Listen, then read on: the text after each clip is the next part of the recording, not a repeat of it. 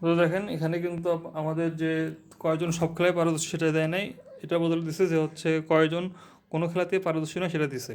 তার মানে আমার এই যে 100 থেকে আমি যদি এটা বিয়োগ করি, 7 বিয়োগ করি, তার মানে বের হবে যে হচ্ছে কতজন অন্তত একটা খেলায় পারদর্শী সেটা বের হবে। তাহলে 100 - 7 93, অর্থাৎ 93 জন অন্তত একটা খেলায় তারা পারদর্শী। তাহলে এখন আহ, এখন অন্তত একটা খেলার সূত্র হচ্ছে ওই যে আপনার ইয়েটা, number of football, number of cricket, number of দাবা, মাইনাস হচ্ছে আপনার ওই যে ফুটবল, তারপর হচ্ছে ফুটবলেরটা, ক্রিকেট দাবারটা, তারপর হচ্ছে ফুটবলের এটা, প্লাস হচ্ছে আপনার ওই যে যেটা সব ক্ষেত্রে পাওয়া যায় সেটা। ঠিক আছে, তো এই সূত্রটা বসাই দিয়ে আপনি জাস্ট ওই যে 93 থেকে আপনি এখানে বের করতে পারবেন। তো অ্যান্সার হবে আপনার হচ্ছে 5।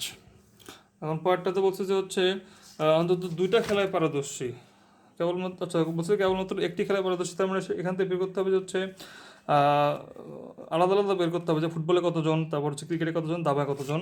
তো ফুটবলেরটা আপনি সেখান থেকে ওই যে বের করতে পারেন যে হচ্ছে কেবলমাত্র একটি খেলায় কেবলমাত্র ফুটবল খেলে হচ্ছে আপনার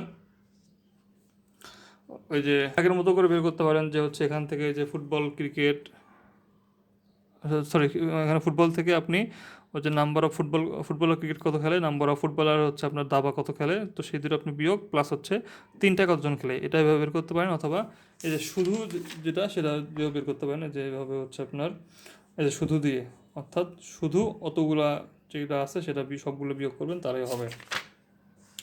তারপর হচ্ছে এখানে বলছে 2 নম্বরে বলছে যে কি কতজন অন্তত দুইটি খেলায় পারদর্শী, তার মানে বলছে অন্তত, তার মানে দুইটা খেলা তো খেলবেই, সেখানে পারদর্শী থাকবেই, প্লাস তিনটা খেলা তো পারদর্শী থাকতে পারে, তার মানে দুইটা খেলা আগে বের করতে হবে। তো ফুটবল ও ক্রিকেটে হচ্ছে আপনার নাম্বার অফ ফুটবল ক্রিকেট থেকে আপনার তিনটাতে পারদর্শী বিয়োগ, তো এইভাবে এটা বের করবেন, এটা বের করবেন।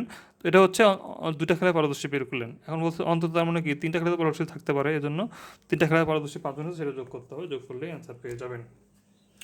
বলছে শতকরা কতজন প্রোগ্রাম এ বি সি দেখেন, তার মানে কি এ বি সি হচ্ছে আপনার এরকম 10 জন কোনো প্রোগ্রামই দেখেন, তার মানে 90 জন কোনো না কোনো প্রোগ্রাম দেখে, তার মানে সেখান থেকে আপনি ইউনিয়নের সূত্রটা দিয়ে বের করতে পারেন, এটা ইকুয়াল টু আপনার 90, এখান থেকে আপনি 10% পেয়ে যাবেন।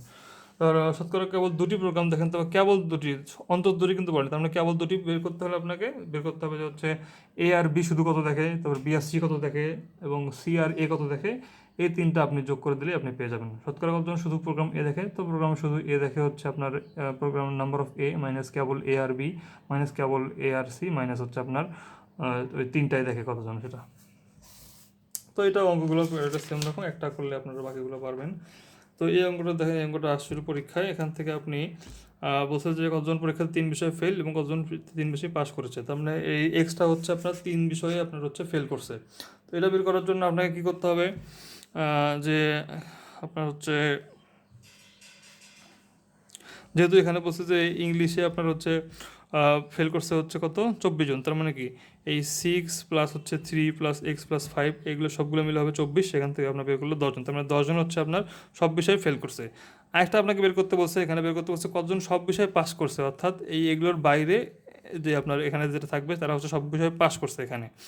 তো আপনার হচ্ছে সবার আগে এখানে যেখান থেকে এরকম করে আপনি এ ওয়াই আর জেড এমনটা বের করে নেবেন, সেখান থেকে আপনি এখন এই সবগুলো যোগ করবেন, এই যোগ করবে 60 থেকে বিয়োগ করে যেটা পাবে সেটাই হচ্ছে আপনার কতজন 3 বিষয়ে আর কি পাস করছে। তার মানে মোট থেকে আপনি যদি বের করেন যে কতজন সব বিষয়ে অন্তত একটা বিষয় পাস করছে, এখান থেকে বিয়োগ করেন, তাহলে আপনি পাবেন যে, কারণ এই সবগুলো মিলে তো 60 জন, এটা তো আমরা জানি, এভাবে বের করবেন। ধন্যবাদ।